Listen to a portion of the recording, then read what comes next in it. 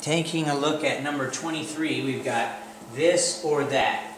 So just like in the past when we dealt with equations where this was just an equal sign, we're going to get rid of this. We got to isolate x by starting off with getting rid of that -7 with a +7. So we add those together. That means that's gone because it would essentially be a +0.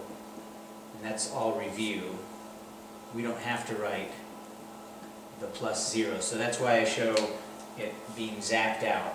Because if we have this term +0, you might as well not even write the +0. So let me move that -3x over. And now the only thing we need to get rid of to get x by itself is that -3. So let's divide by -3 on both sides. And at the moment that you divide by a negative, divide or multiply by a negative, this sign is going to have to change directions. So this divided by that is really a big 1, which means 1x. 1 times x is just x. So we don't, just like the 0 example, we don't write that. So that's how we got rid of it. And over here we got 15 divided by -3, which is -5.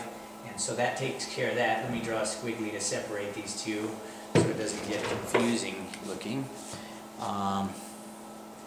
Get rid of this -11 with a +11. And that's gone. -2x less than or equal to, what's that, 20? -20?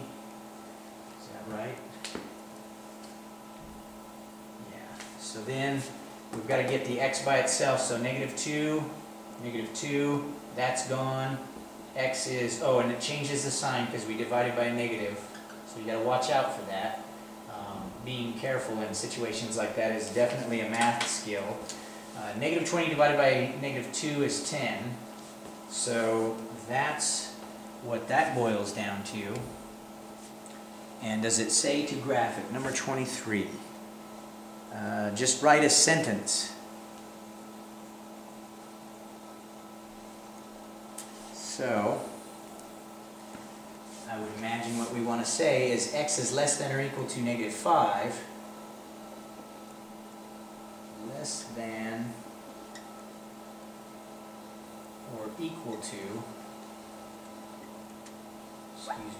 equal to -5 or greater than or equal to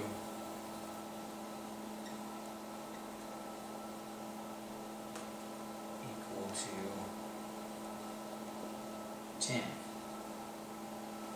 And suppose the purpose is to try to get students to be able to translate from math symbols to actual English so that you get the concept a little bit better.